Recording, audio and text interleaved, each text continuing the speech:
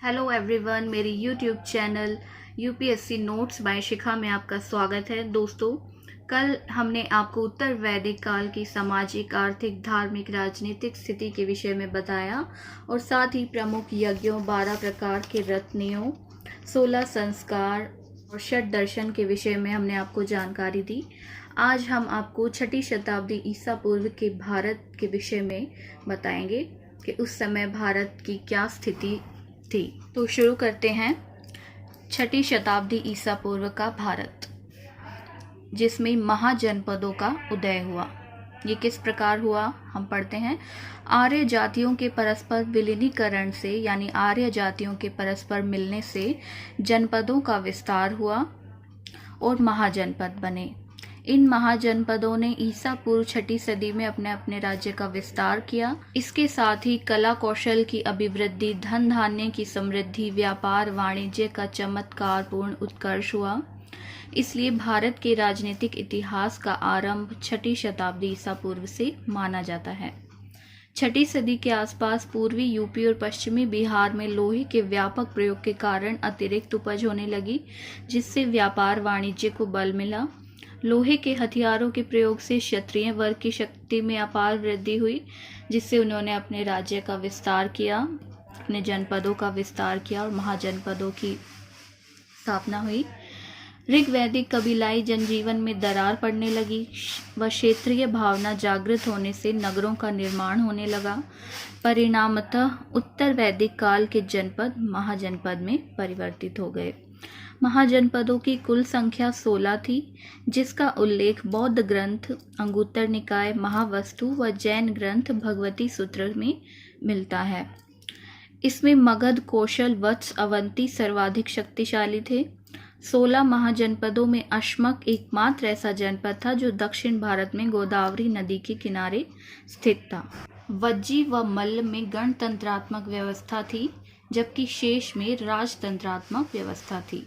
महापरिनिर्वाण सूत्र में 6 महानगरों की सूची मिलती है, यानी महापरिनिर्वाण सूत्र बौद्ध ग्रंथ है, जिसमें 6 महानगरों के विषय में चर्चा की गई है।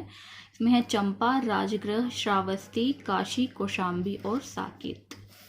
अब हम आपको प्रमुख 16 महाजनपद और उनकी राजधानियों के विषय में बताएंगे। पहला है काशी।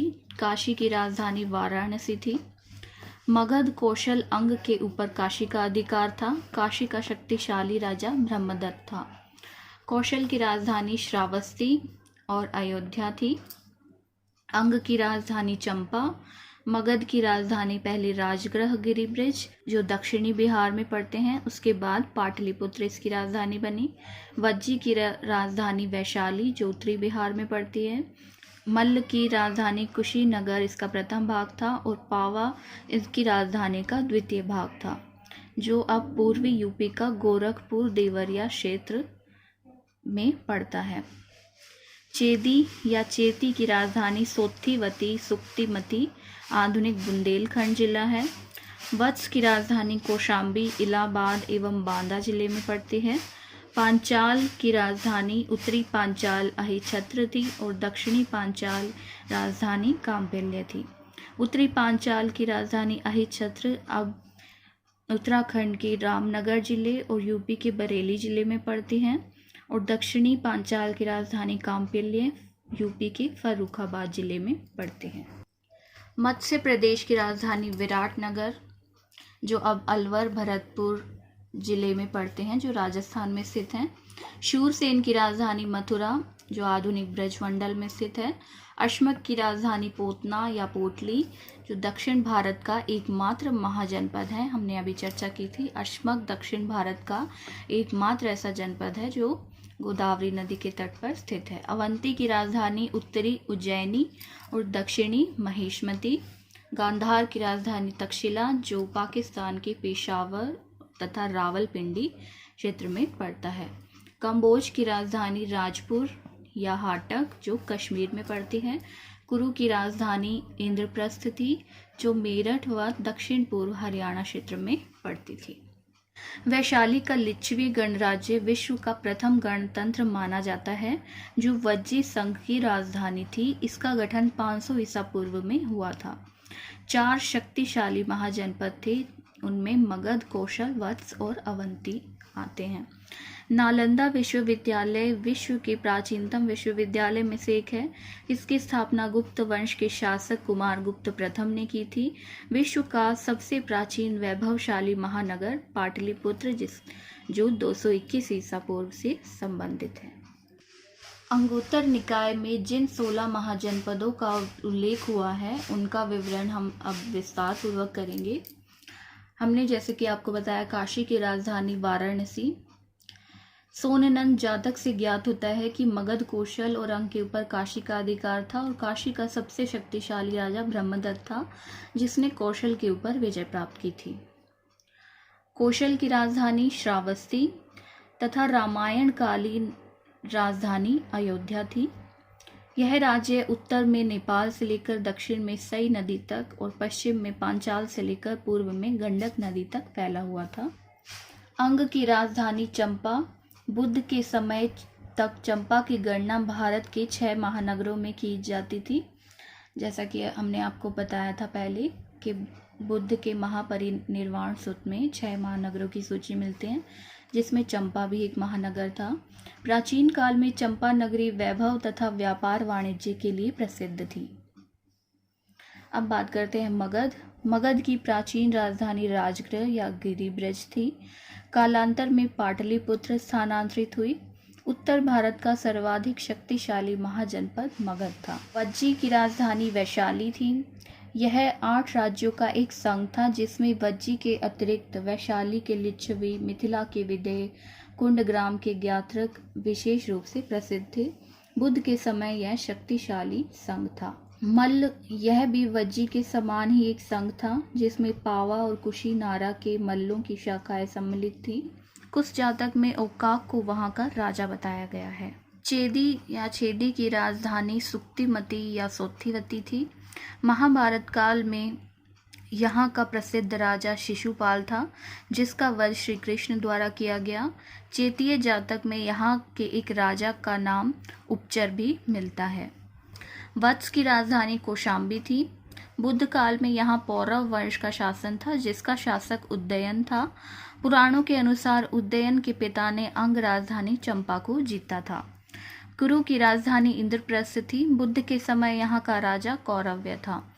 पांचाल, प्रारंभ में इसके 2 भाग थे, उत्तरी पांचाल जिसकी राजधानी अहिछत्र थी, दक्षिणी पांचाल जिसकी राजधानी काम्पिल्य थी। मत्स्य नगर की राजधानी विराटनगर थी। बुद्ध काल में इस राज्य का कोई राजनीतिक महत्व नहीं था।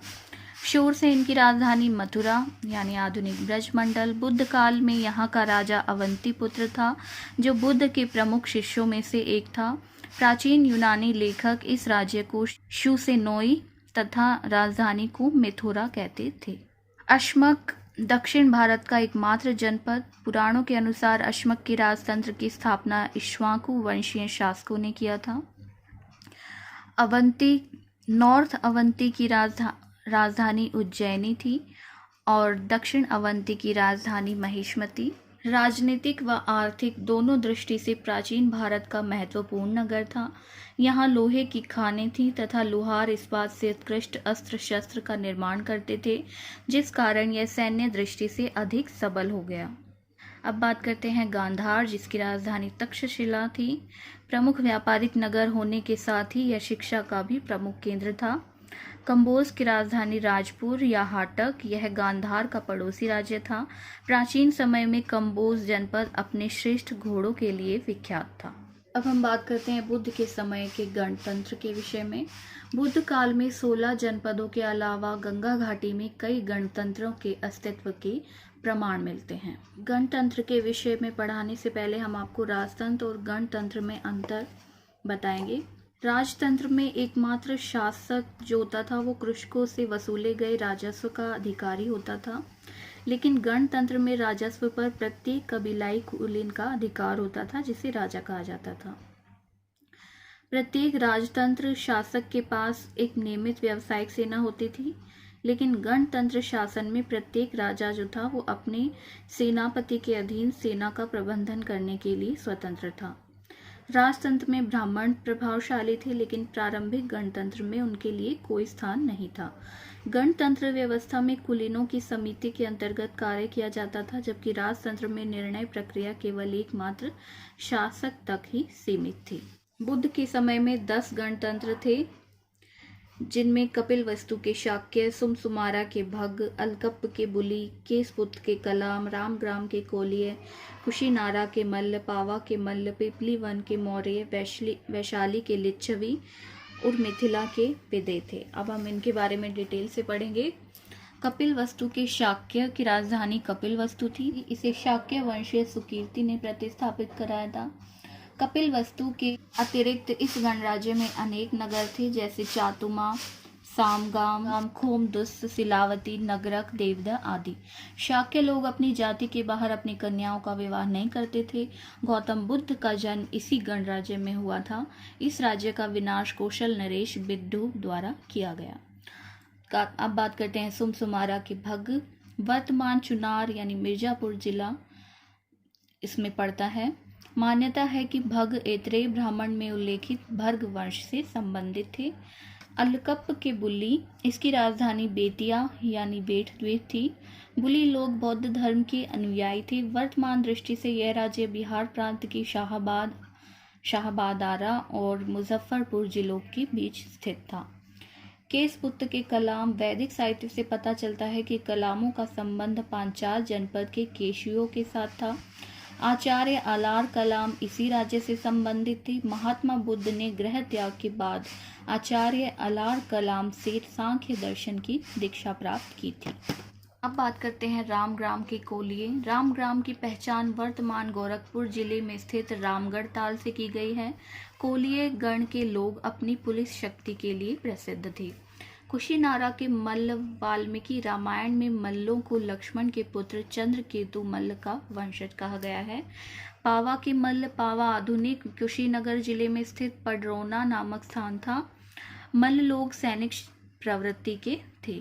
पीपलीवन के मौर्य। मौर्यों के प्रदेश के निवासी होने के कारण इन्हें मौर्य कहा गया। मौर्य शब्द से ही मौर्य शब्द बना। चंद्रगुप्त मौर्य इसी वंश से उत्पन्न हुआ था। वैशाली के लिच्छवी। यह बुद्ध काल का सबसे बड़ा तथा शक्तिशाली राज्य था। लिच्छवी वज्जी संघ में सर्वप्रमुख था। इसकी राजधानी वैशाली मुजफ्फरपुर जिले के बसाड़ नामक स्थान में स्थित थी। महावग्ग जातक में वैशाली को एक धनी, समृद्धशाली तथा घनी आबादी वाला नगर कहा गया है। लिच्छवियों ने महात्मा बुद्ध के निवास के लिए महावन में प्रसिद्ध कुटाग्रशाला विहार का निर्माण कराया था, जहां रहकर बुद्ध ने अपने उपदेश दिए थे। लिच्छवी का राजा चेटक था। चेटक की पुत्री चेलना का विवाह मगध के नरेश बिंबिसार के साथ हुआ था। महावीर की माता त्रिशला उसकी बहन थी। मिथिला के विदे। यहाँ के राजा जनक अपनी शक्ति व दार्शनिक ज्ञान के लिए सुप्रसिद्ध थे। इनकी राजधानी मिथिला की पहचान वर्तमान जनकपुर से की जाती है, जो नेपाल में स्थित है। तो दोस्तों, आज हमने आपको 6ठी शताब्दी ईसा पूर्व में विकसित महाजनपद और जनपदों के विषय में बताया। इसके साथ ही हमने 10 गणतंत्र जो बौद्ध ग्रंथ में वर्णित हैं उनके विषय में आपको बताया। अब अगली वीडियो में हम मगध साम्राज्य का उत्कर्ष और मगध राज्य के प्रमुख वंश जैसे हर्यक वंश, शिशुनाग वंश और नंद वंश के विषय में और उसके प्रमुख शासकों के विषय में बताएंगे। अगर आपको हमारी ये वीडियो पसंद आए तो हमारे चैनल को सब्सक्राइब करें और बेल आइकन का बटन दबाएं। Thank you.